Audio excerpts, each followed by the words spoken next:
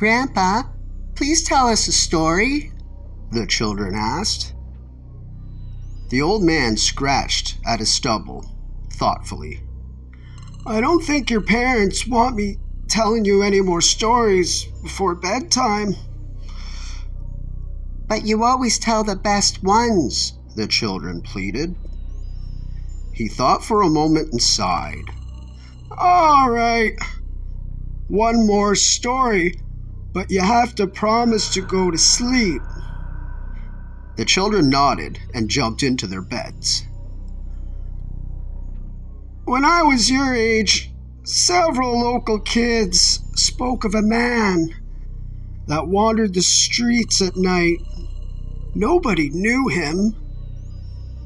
And adults, they either pretended not to see him or they couldn't.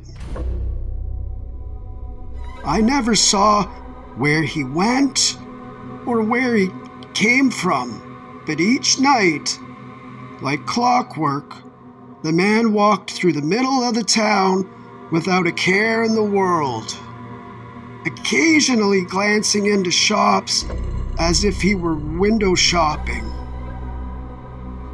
The children listened intensely. "Once the man reached the center of town, he'd stand there, perfectly still, next to the old broken clock. You'd have easily mistaken him for a statue, if not for his black overcoat blowing in the breeze. And every minute, on the dot, he'd reach into his pocket and pull out a watch on a chain. He'd stare intently at the watch, as if he was expecting a bus to be along shortly, and then gracefully return the watch back to his pocket. After 13 minutes had passed, exactly 13 minutes every time, the man would continue on his walk, as if he'd never stopped at all." "Where does he go? Who is he?" both children blurted out. "Be patient," he said, scolding them. "Anyway, one night, just like every night prior, the man did his walk through the town. But this time, my older brother Charlie had made it his mission to speak to the man and ask him why." The kids looked on nervously. He was much braver than me, my older brother.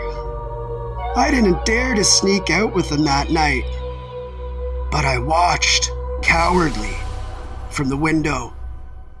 Slowly but surely, he made his way to the man, stopping just a few feet in front of him.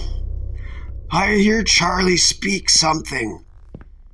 I couldn't quite make out what it was, but I heard the man talk back, and I heard his words very clearly." The children held their breath as their grandpa looked down in deep thought.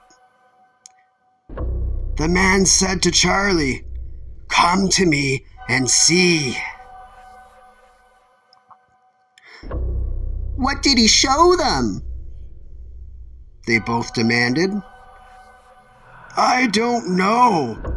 After the man spoke those words, he looked right at me, right into me.